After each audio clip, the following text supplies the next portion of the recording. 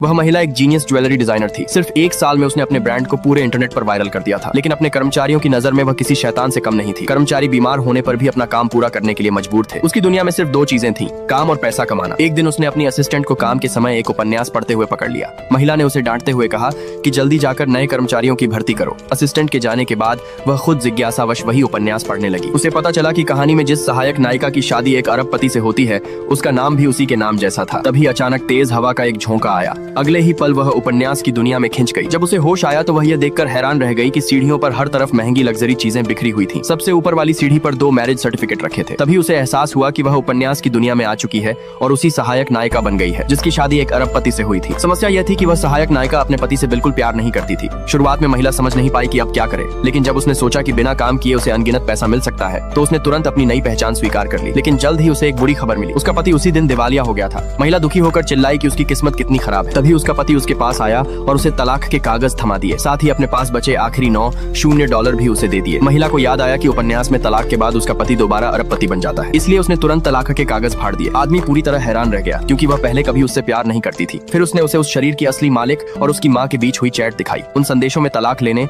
और उसे अपमानित करने की योजनाएं भरी हुई थी। आदमी मुड़कर जाने लगा, लेकिन महिला जल्दी से आगे बढ़ी और उसे गले लगा लिया। उसी समय रिपोर्टरों का एक झुंड घर में घुस आया। वे झूठा आरोप लगाने लगे कि आदमी ने उसे जबरदस्ती शादी के लिए मजबूर किया था। महिला जानती थी कि इन रिपोर्टरों को उसके पति के बिजनेस प्रतिद्वंद्वी ने भेजा है, जो इस उपन्यास का मुख्य नायक भी था। असली मालिक पहले उसी मुख्य नायक के साथ मिलकर उसके पति को बर्बाद करने की साजिश कर रही थी। लेकिन इस बार महिला ने रिपोर्टरों से कहा कि शादी के बाद उसका और उसके पति का रिश्ता बहुत अच्छा है और वह हर मुश्किल समय में अपने पति का साथ देगी। इसके बाद दोनों एक किराए के अपार्टमेंट में रहने लगे। महिला ने खुद आगे बढ़कर उसके साथ मिलकर घर की सफाई की। उसने ठान लिया था कि वह अपने पति को फिर से दुनिया का सबसे अमीर आदमी बनाएगी। जब उसे पता चला कि उसके पति को अभी तक कोई नया निवेश नहीं मिला है, तो उसने अपनी सारी लग्जरी चीजें बेच दी और उससे मिले हर $1 उसे दे दिए। उसने उसे यह कहकर भी हौसला दिया कि वे पति पत्नी हैं और हर परिस्थिति में साथ रहेंगे। महिला के प्रोत्साहन से आदमी ने जल्द ही अपनी दिवालिया कंपनी को फिर से पटरी पर ला दिया। साथ ही उसे महसूस होने लगा कि उसकी पत्नी सचमुच बदल चुकी है। धीरे धीरे वह उससे प्यार करने लगा। फिर एक दिन महिला ने उसके हाथ में एक फिटनेस ट्रैकर पहना दिया। उसने कहा कि अब वह हर दिन उसकी सेहत पर नजर रखेगी। एक कंपनी मीटिंग के दौरान महिला ने देखा कि वो बहुत देर से लगातार बैठा हुआ है। उसने तुरंत संदेश भेजा कि उसे थोड़ी एक्सरसाइजेस करनी चाहिए। संदेश मिलते ही आदमी ने तुरंत मीटिंग खत्म कर दी। उसके असिस्टेंट ने मजाक में कहा कि सर ने तो जैसे कोई डॉग कॉलर पहन रखा है। लेकिन आदमी को अपनी